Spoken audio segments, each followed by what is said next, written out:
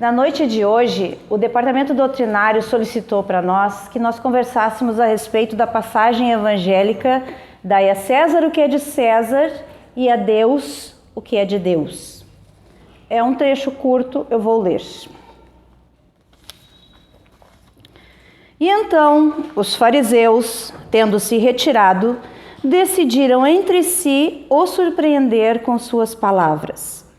Enviaram-lhe, pois, seus discípulos com os herodianos, dizendo-lhe: Senhor, sabemos que sois verdadeiro e que ensinais o caminho de Deus na verdade, sem considerar quem quer que seja, porque não considerais as pessoas nos homens. Dizei-nos, pois, vossa opinião sobre isso. É-nos permitido pagar o tributo a César ou não? Mas Jesus, conhecendo sua malícia, disse-lhes: Hipócritas, por que me tentais? Mostrai-me a peça de dinheiro que se dá para o tributo. E tendo eles lhe apresentado a moeda, Jesus lhes disse: De quem é essa imagem e essa inscrição? De César, disseram-lhe. Então Jesus lhes respondeu: Dai, pois, a César o que é de César e a Deus o que é de Deus. O tendo ouvido falar dessa maneira, se admiraram de sua resposta e, deixando-o, retiraram-se. Isso está em São Mateus, no capítulo 22. Ora, para que nós possamos entender o porquê desta pegadinha, nós temos que contextualizar Jesus e os romanos. Os judeus e os romanos, perdão. Os judeus acreditavam que o tributo que eles pagavam a Deus, ou seja, a oferenda que eles faziam, quanto maior era a oferenda, maior seria o retorno. Ou seja, sabe aquelas promessas que se faz? Eu te dou isso, tu me dá aquilo? É mais ou menos a mesma coisa, só que eles faziam isso em dinheiro. O que eles faziam? Quanto maior o tributo que eles faziam a oferenda a Deus, eles esperavam receber o retorno da mesma forma. Como os romanos conquistaram aquela parte da Palestina, onde eles estavam, os judeus tinham que pagar o tributo a César, ou seja, o imposto. Ora, se eu tenho 10 e eu tenho que pagar 6 de imposto, só me sobra 4. E com esses 4 eu tenho que viver e fazer a minha oferenda. Ou seja, eles faziam menos oferendas a Deus e, por conseguinte, na cabeça deles, eles receberiam menos em troca. Então, eles institucionalizaram o tributo a César como algo religioso, porque César os estava proibindo de fazer a sua oferenda a Deus. É tudo se enliaram tudo, né? Porque se a gente for realmente avaliar, Deus é uma coisa, César é outra. Então, a nossa finalidade na noite de hoje é contextualizar isso e separar as duas coisas.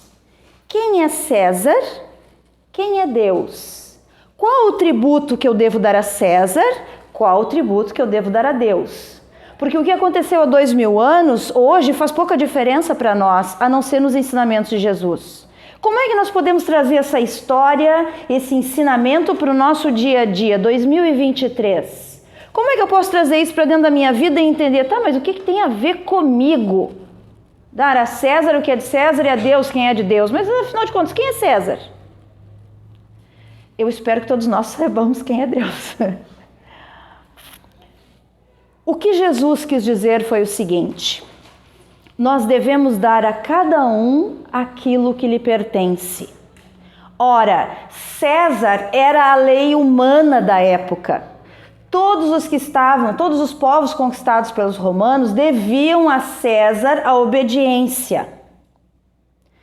Os judeus, volto a dizer, entendiam que César estava tolhendo a liberdade religiosa deles, o que nós sabemos que não é verdade. Quando Jesus esteve no templo, ele, não sei se os amigos vão se lembrar da passagem chamada o óbolo da viúva. Um homem foi perguntar a Jesus o que ele deveria fazer para entrar no reino dos céus. E Jesus, já conhecendo de antemão quem ele era, disse: vende tudo o que tu tens e me segue. E vejam bem, vende tudo o que tu tens e me segue. Ele não quis dizer te desfaz de todos os teus bens. Não era isso que ele queria dizer. Ele queria dizer te desfaz dos bens materiais no teu coração e segue aquilo que eu estou te ensinando a fazer. E o homem, que era muito rico, saiu muito triste porque não poderia seguir o reino dos céus. Não entendeu. Por que será que Jesus só falava com parábolas?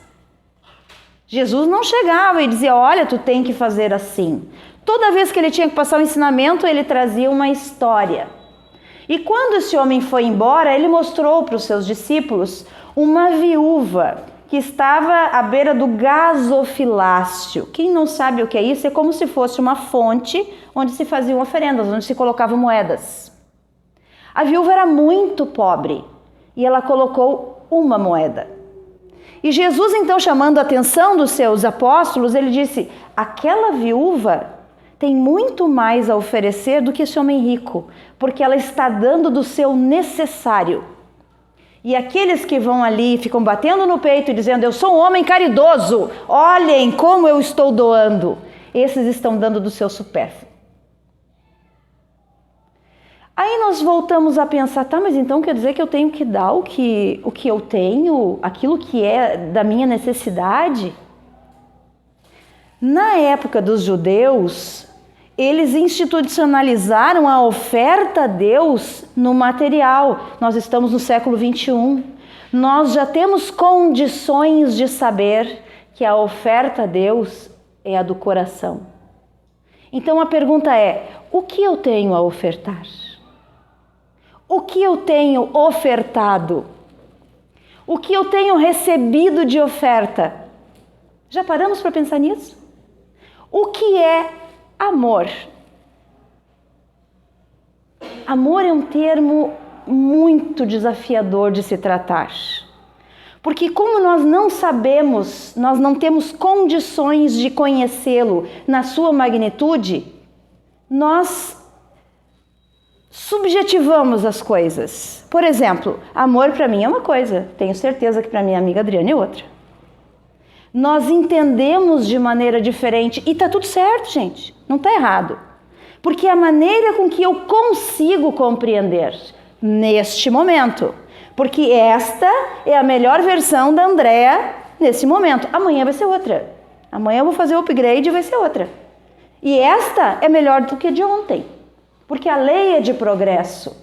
Nós evoluímos com o tempo. Vou fazer um desafio aos amigos. Por gentileza, em silêncio, nos seus pensamentos.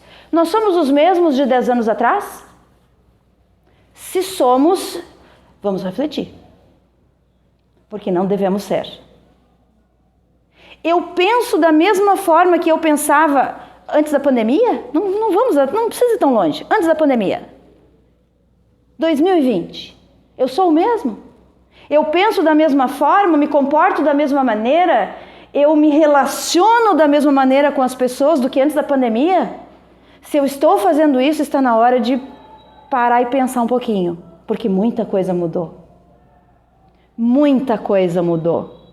A vida veio para nos mostrar que nós somos muito mais do que essa viagem entre o berço e o túmulo.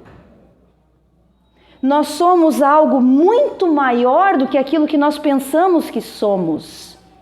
Porque uma vez que somos criações divinas, quando Deus nos coloca na nossa encarnação, o que será que Ele espera de nós? Já paramos para pensar nisso?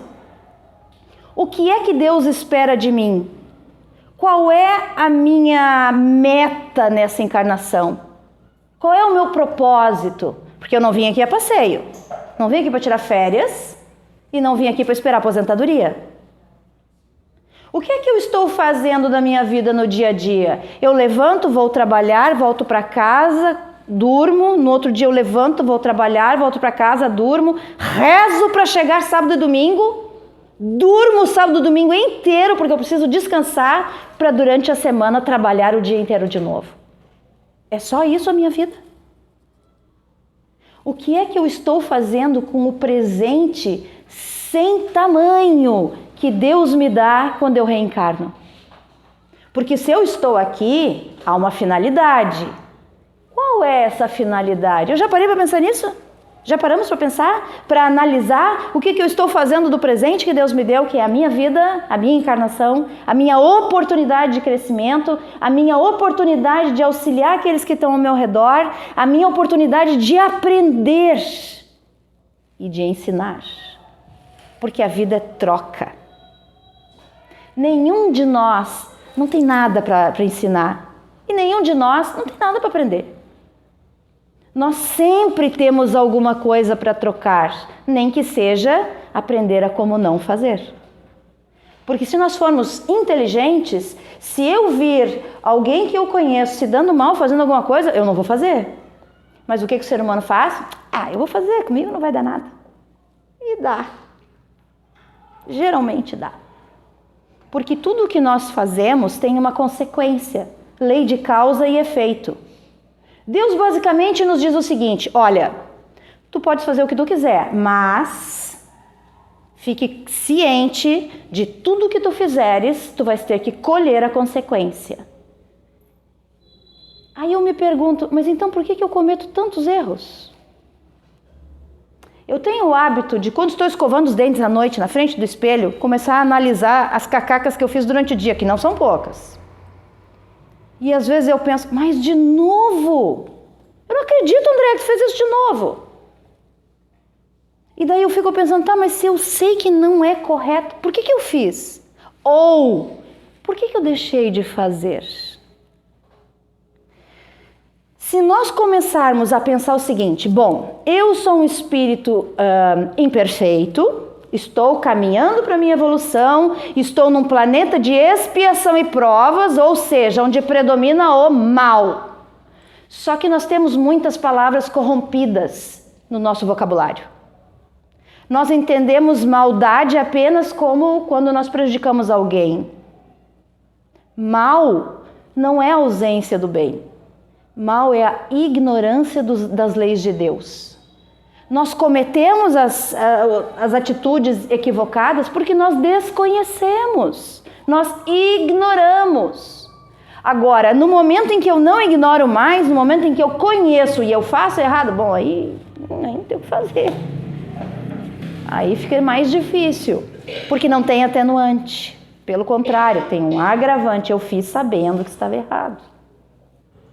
Mas, se eu sei que estou num planeta de expiação e provas, onde o predomínio é do mal, e eu sei que eu ainda não tenho condições de entender o que é o amor, eu posso, de repente, chegar à seguinte conclusão, tá, eu não sei o que é o amor, eu não tenho como saber, mas eu consigo captar pedacinhos do amor, pequenas coisas. Como é que eu vejo o meu semelhante? As pessoas ao meu redor, as pessoas da minha família, porque família é uma coisa desafiadora, né, gente? Vamos combinar. Família margarina, quem tem que levantar as mãos para cima e dizer, ó, meu Deus, obrigado por essa folga. Porque todos nós sabemos que família é um desafio. Ou é naquele filho que nós não conseguimos compreender, ou é naquele pai ou mãe que nós não conseguimos compreender, ou naquele irmão que nós não conseguimos conversar, não conseguimos ouvir o que um tem para dizer ao outro. Hoje à tarde nós conversávamos sobre isso e uma menina me disse assim, olha, eu gosto mais do meu padrasto do que do meu pai, porque eu nunca consegui conversar com ele. E a pergunta que eu fiz a ela foi, por que será que vocês reencarnaram juntos na mesma família? Já parou para pensar nisso? Será que não é para resolver isso? Ah, pois é, mas é que não tem conversa, a gente não consegue se entender. Então vai ter que reencarnar de novo. Juntinho. Chico Xavier, num dos diversos livros dele, ele conta a história de uma senhora que chegou para ele e disse assim, Chico, graças a Deus. Ela estava muito aliviada. E ele disse, o que aconteceu? Meu marido morreu. E ele disse, minha irmã, graças a Deus, por quê? Não, porque eu sofri a vida inteira com esse homem. Ele bebia, ele me batia nos meus filhos, pegava todo o meu dinheiro para gastar em bebida, nós passamos fome. Mas o dia que ele teve um derrame, eu cuidei dele até ele morrer. Estou livre, não vamos mais reencarnar juntos. Aí o Chico deu uma risadinha e disse, não é bem assim. Nesta encarnação, tu aprendeu a tolerá-lo. Agora vocês vão ter que reencarnar juntos para tu aprender a amá-lo. Portanto, aquelas pessoas que nos causam dissabores, não adianta nós nos afastarmos, principalmente se estivermos na mesma família, porque vamos ter que reencarnar de novo para resolver. Só que eu entendo que às vezes as coisas são mais complicadas. Eu entendo que muitas vezes nós guardamos mágoas, e mágoa é doença, tá, gente? E eu não estou falando assim subjetivamente, eu estou falando cientificamente que mágoa é doença. Com os nossos pensamentos nós envenenamos o nosso corpo e as doenças aparecem. Sabe aquela doença que médico nenhum descobre o que é? Sabe aquela doença que tu procura, faz exame, vai em tudo que é médico e ninguém acha nada, mas tu sempre tem ou uma dor de cabeça, ou uma dor no estômago, ou uma dor na coluna, ou um mal-estar geral e tu não sabe o que é. É todo o rancor e a mágoa que tu guarda dentro dos teus pensamentos produzindo cortisol, hormônio do estresse. Chega uma hora que o nosso corpo está tão sobrecarregado de cortisol que a gente adoece. Doenças psicossomáticas são estudadas pela ciência. Então, quando nós entendemos que amor é uma coisa que parece tão distante às vezes, mas quem é mãe? Levante a mão aqui por gentileza. E quem vai ser? Pois é. Não precisam responder em voz alta, mas pensem por gentileza aí, eu quero que vocês computem, assim, me digam o número de vezes em que vocês levantaram de madrugada para atender um filho doente. Alguém sabe? O número de vezes que vocês trocaram a fralda do filho de vocês, que é uma coisa complicada, principalmente na primeira vez. Lembram quantas vezes? Sabe por que não lembram? Porque quando a gente ama nada é difícil. A gente faz. Nós fazemos porque amamos. Agora, se nós vamos passar isso para, digamos assim, uma pessoa que convive conosco, quantas vezes ela nos pediu para fazer tal coisa, a gente sabe de cor e salteado. Olha só, fulano já me pediu 5 vezes para eu fazer tal coisa. Faltou amor aí. Porque o amor não conta. Então, dar a César o que é de César. Dar a César é tratar as pessoas com educação. Dar a César é dar a cada um aquilo que lhe é devido. Dar a César é respeitar as leis humanas. Dar a César é se portar com civilidade, com educação. Mas e a Deus o que é de Deus? Qual é o tributo de Deus? Qual é o pagamento do tributo de Deus? Já paramos para pensar? Alguma vez? Aposto que não. Eu? Raramente. Então, existem algumas coisas que ficam difíceis da gente entender se a gente não parar um pouquinho para analisar. Por exemplo, tributo a Deus é o bem, seja ele qual for, para quem for. E o bem vem de onde? Amor, aquela coisa que a gente não sabe o que é. Aí, aquela criatura maravilhosa que veio de Nazaré nos disse o seguinte: o primeiro mandamento é: amai a vosso Deus de todo o vosso coração, de toda a vossa alma e de todo o vosso entendimento, e ao próximo como a si mesmo. Opa, tem algumas coisas que nós precisamos analisar aí. Amar a Deus sobre todas as coisas, todas. Por gentileza, quem de nós aqui ama a Deus sobre todas as coisas? Vocês estão entendendo? Nós ainda não conseguimos conceber esse tipo de amor, mas nós estamos no caminho. Porque há um tempo atrás nós estávamos nos matando na rua. Saímos armados com espadas de casa. Um não gostava do outro, ia lá, duelava, matava e deu. E nos anos 1940 nós tínhamos enforcamento em praça pública, gente. As coisas mudaram. Apesar de nós acharmos que é muito lento, muito lenta essa mudança, as coisas mudam, nós não percebemos, porque nós estamos andando dentro do esquema. Agora, se eu penso, bom, amar a Deus sobre todas as coisas eu não consigo, deixa eu ver a segunda parte da frase. E ao próximo como a si mesmo. Bom, para eu amar o outro, então, por tabela, eu tenho que me amar. Eu me amo? De que forma? O que eu faço para mim, para me amar? Como é que eu me trato? Como é que eu me comporto comigo, lá, no silêncio dos meus pensamentos, quando ninguém está ouvindo, quando ninguém está vendo? Como é que eu me comporto? Como é que eu cuido de mim? Eu tenho tempo para mim? Porque ninguém dá o que não tem.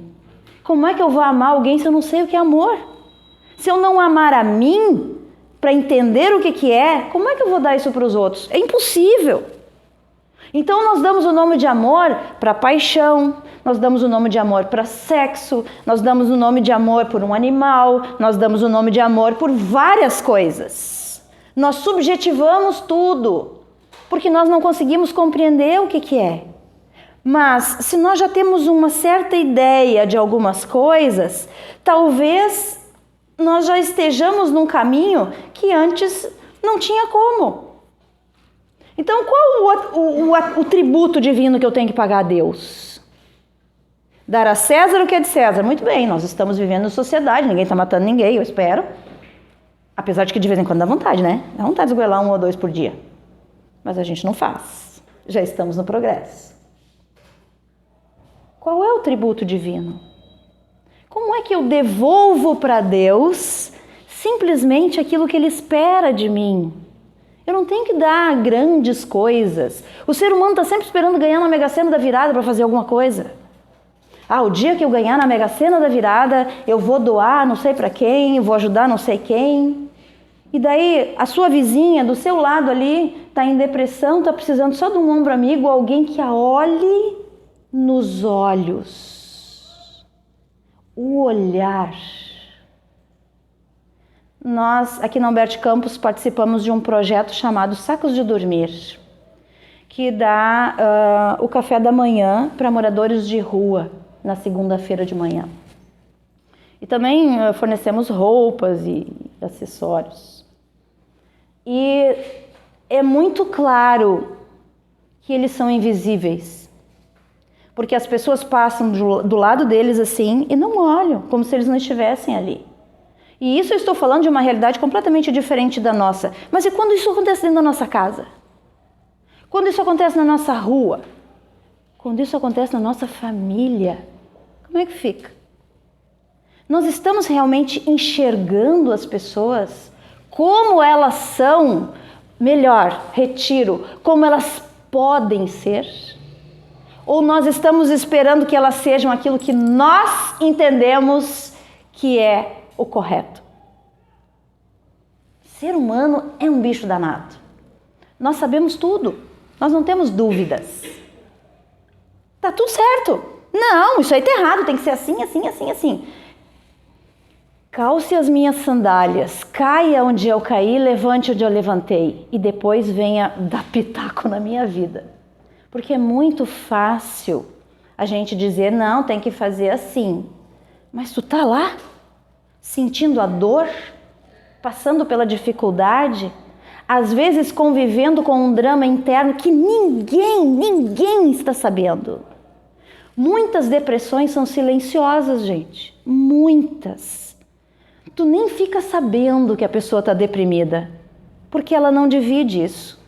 Só que se nós tivermos, como dizia Jesus, olhos de ver, enxergar as pessoas ao nosso redor, perceber que, nossa, está um pouquinho diferente. O que será que aconteceu? Está acontecendo alguma coisa, ele está diferente, ele não era assim. Será que a gente percebe isso no nosso trabalho, na nossa casa, com os nossos amigos, no nosso círculo social? Nós enxergamos as pessoas e nós permitimos a elas que elas sejam o que elas podem ser? Porque é muito fácil nós exigirmos do outro aquilo que nós não fazemos. O Gandhi tem uma história rápida dele que diz o seguinte: uma senhora que morava muito longe do local onde ele atendia os pobres, ela tinha um filho de 11 anos e o menino era obeso, porque ele comia muito açúcar. Então ela levou o menino até o Gandhi, para o Gandhi fazer o serviço dela, dizer para ele que não era para ele comer açúcar. Então ela chegou, conversou com ele, ele olhou para ela, olhou para o menino e disse: volte na semana que vem. Vamos ponderar, a Índia é um país muito quente. Ela morava muito longe e ela veio a pé. Mas, como era Gandhi, ela voltou para casa com o menino. Na semana seguinte ela estava lá de novo e... Gandhi, voltamos. Ele olhou para o menino, olhou para ela e disse: volte na semana que vem. Ela já estava meio indignada, mas voltou para casa. Na semana seguinte ela já foi pronta, né? Bom, se hoje ele não disser nada, então nem vou mais. Poxa, tudo isso que eu caminho no sol, um calorão, né? E quando ela chegou com o menino na frente do Gandhi, o Gandhi olhou para o menino e disse: não coma mais açúcar. E ela ficou indignada. Tá, mas se era só isso, por que não falou na primeira vez? Sabe o que ele respondeu? Porque eu ainda comia açúcar.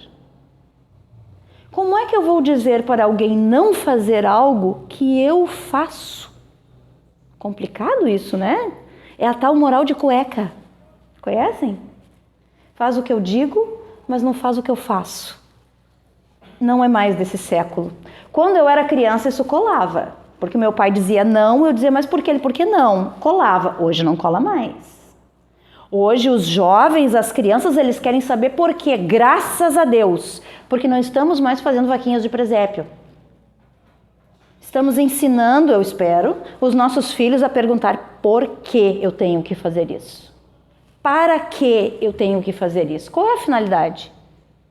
Para que depois que eles saiam da nossa casa, eles possam escolher o que eles farão da maneira mais correta. Então, vamos adiante.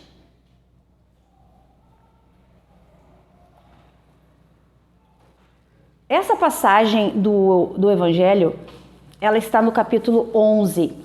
Amar ao próximo como a si mesmo. Antes dessa passagem, é o item intitulado O Maior Mandamento. E depois dessa passagem, é o item intitulado Lei de Amor. Será que é por acaso que está ali no meio? Então, o que seria essa tal de lei de amor? Jesus, quando chegou entre nós, disse uma frase que é muito simples, mas não é fácil. Faça aos outros aquilo que gostaria que eles vos fizessem. Ah, danado. Porque nem sempre nós estamos dispostos a isso. Na maior parte das vezes, nós dizemos aos outros o que eles têm que fazer, mas nós não fazemos.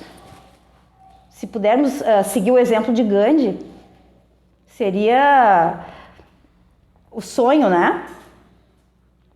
Então, quando eu me situo, digamos assim, dentro da minha pequena sociedade, que é a minha família, é necessário que se faça um levantamento. O primeiro deles: qual é o meu lugar aqui? Qual é o meu papel? O que é que eu tenho que fazer neste papel em que eu estou?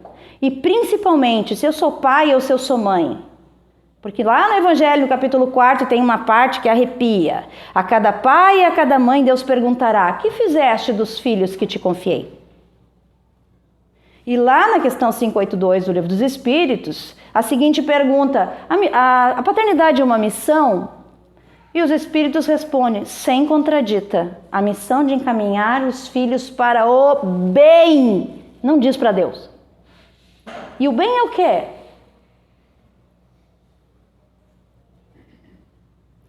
Se essa é a nossa missão, então, quando nós realmente, efetivamente entendermos qual é o nosso papel dentro da nossa família, talvez nós precisemos olhar em volta e o que eu estou fazendo aqui? Ou melhor, o que eu ainda não fiz aqui que eu preciso fazer? Como é que eu tenho que fazer para encaminhar esses meus filhos para o bem? O que eu tenho que fazer para que as pessoas entendam que Jesus é o caminho, a verdade, a vida? O que eu tenho que fazer? Qual é o meu propósito na minha encarnação para que eu possa servir a Deus, para que eu possa pagar esse tributo? Se o tributo é o bem, bom, se não há outro caminho, o caminho, a verdade, a vida é Jesus, nós vamos lá para a questão 625, que pergunta: qual é o mais completo guia e modelo da humanidade? Para que os homens possam seguir, né? E os espíritos respondem com 2 palavras só: vede Jesus. Cara, agora me quebrou. Jesus, eu estou longe de ser Jesus. Mas aí vem a bendita doutrina espírita que nos diz o seguinte: Jesus foi que nem nós. Jesus foi espírito inferior também. Só que ele já chegou no máximo da tabela. Nós ainda estamos meio para baixo. Mas nós vamos chegar lá também. A questão é, a velocidade é de cada um. Olha como Deus é soberanamente justo e bom. Ele permite a cada um escolher a sua velocidade. Ele não diz: olha, fulana, Adriane, tu vai ter que ir na velocidade 80. Andréa, tu vai na velocidade... Não! Ele dá a lei de causa e efeito. Tu escolhe, cara, não tem problema nenhum. Só que tem consequência. E as consequências é que vão nos levar para frente ou vão nos estacionar por alguns momentos. Porque nós precisamos de alguns aprendizados.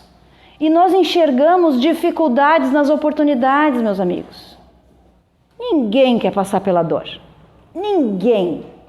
Só que é só ela que nos desacomoda. É só ela que nos tira daquele lugarzinho quentinho, no sofá, numa chuvinha, na frente da televisão, vendo uma série, comendo uma pipoca. É só a dor que nos tira dali. Quem é que quer sair dali? Ninguém. Quando nós estamos confortáveis demais, se liguem, alguma coisa está errada. Tem alguma coisa que nós não estamos enxergando. Porque a vida, ela não é feita só de coisas boas, ela é feita de desafios. E vejam bem, eu não estou dizendo dificuldades, eu estou dizendo desafios. Porque é assim que eles têm que ser encarados. O desafio é aquilo que me leva a, não, mas eu preciso, eu vou conseguir. Se eu não conseguir, não tem problema nenhum. Eu posso fazer de novo, e de novo, e de novo, e de novo, até conseguir chegar lá.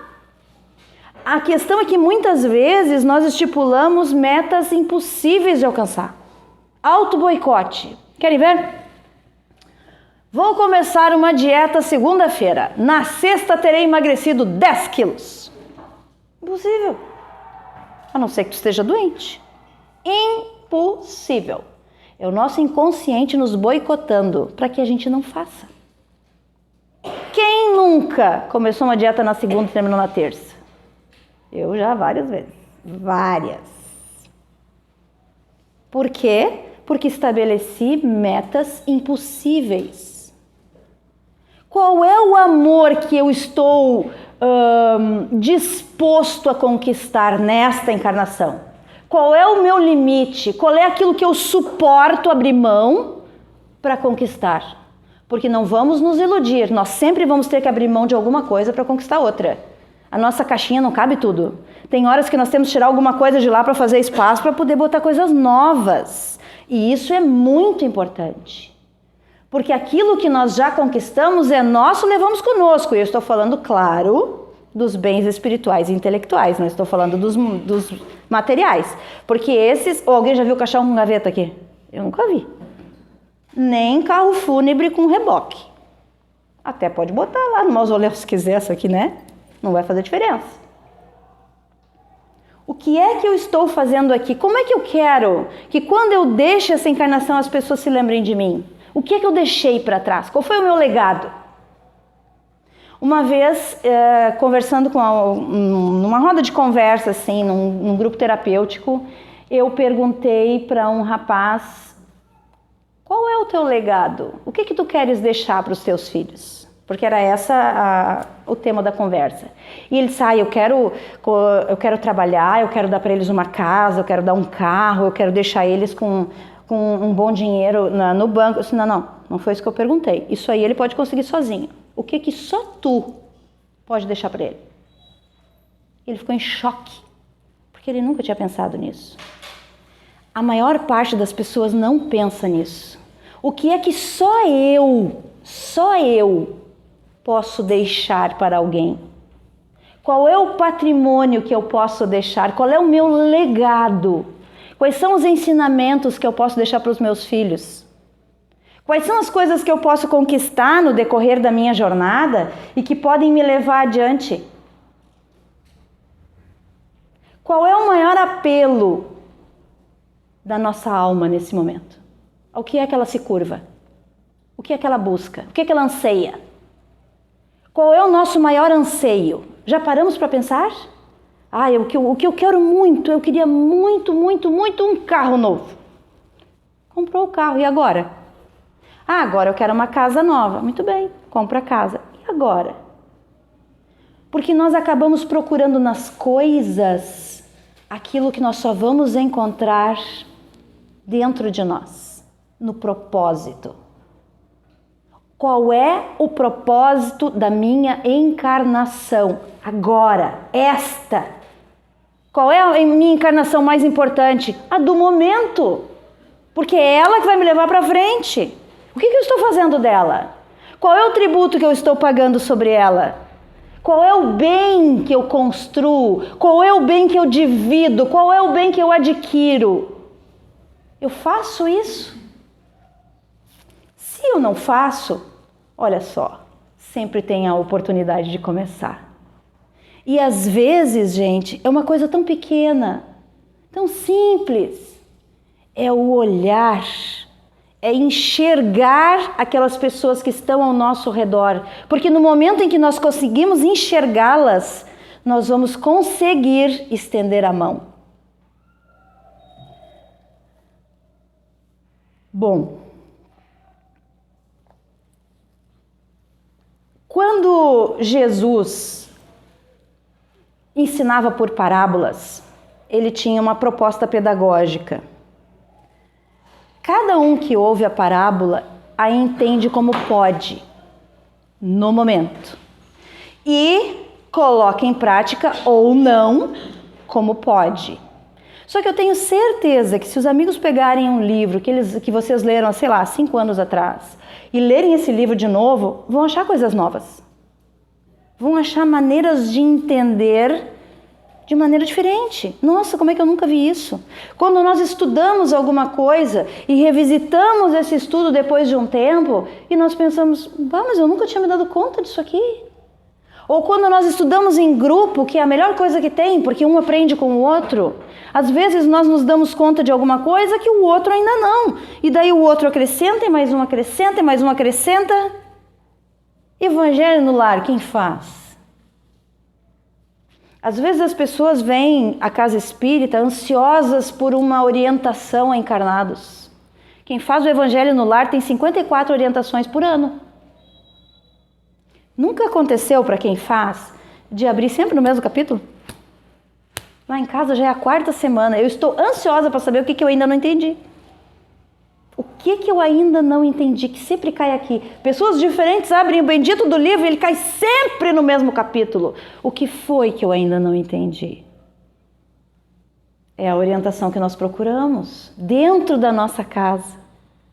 A água fluida é só fazer uma prece, gente. É isso que nós fazemos aqui.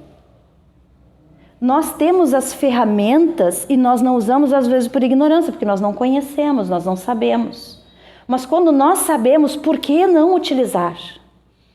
Então, nos baseando nessa proposta pedagógica de Jesus, Vamos avaliar as coisas dentro da nossa capacidade de entendimento desse momento e mais adiante voltemos de novo e pensemos novamente, tá, mas só um pouquinho, será que eu entendi direito? De repente, se eu olhar de novo para essa situação de uma outra forma, despido de qualquer preconceito, orgulho ou egoísmo, talvez eu enxergue uma outra saída.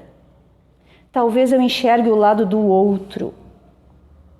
Porque o nosso orgulho, e eu digo nós porque todos nós temos, ele tende a fazer o seguinte, e é inconsciente, tá? Quem ele pensa que é? Tá falando isso para mim? Será que ele sabe com quem ele está falando? Só que nós não pensamos isso conscientemente. O que nós fazemos? Nos inflamos. E mesmo que não digamos nada, nós ficamos incomodados. Às vezes nós brigamos com as pessoas por uma vida inteira, por uma bobagem. Por uma bobagem. Querem ver uma coisa que sempre dá briga? Partilha. Tenho uma tia muito querida que ficou 30 anos sem conversar com a irmã, com a cunhada, porque no dia em que a sogra morreu, ela tinha uma máquina de costura que não funcionava, mas ela queria e a cunhada também. E elas brigaram por causa disso. 30 anos por uma coisa que sequer funcionava. E quando elas se encontraram de novo, porque elas evitaram de se enxergar, né? Quando elas se encontraram de novo, as duas se abraçaram e começaram a chorar porque nem entendiam por que tinham brigado. Então, às vezes, nós precisamos revisitar as nossas mágoas para entender se realmente aquilo vale a pena. Nós não sabemos se vamos chegar em casa. Nós não sabemos se vamos abraçar aqueles nossos amados que nós nem demos tchau. Vocês estão entendendo o quanto é importante o momento? O carpe diem, aproveite o dia. Porque o dia de hoje tem que ter o melhor da tua vida. Tu não sabe se amanhã tu vai estar aí. E o que nós fazemos? Eu vou tirar férias daqui a 6 meses, daqui a 6 meses eu vou aproveitar a minha vida. E até lá, esses outros 6 meses estão aqui, ó. Durmo, acordo, desperdiço o maior patrimônio que nós temos, que é o tempo. Então, dar a César o que é de César, cumpra o seu papel social. Seja honesto, seja digno. E dar a Deus o que é de Deus. Procure encaminhar os seus filhos para o bem. Procure caminhar para o bem. Procuremos, todos nós, olhar para dentro e descobrir a luz que tem lá. Porque Jesus também disse, o reino de Deus está dentro de vós. E um dos nomes de Deus é amor. Muito obrigada pela atenção de todos. Eu desejo que todos cheguem muito bem em casa e um bom final de semana.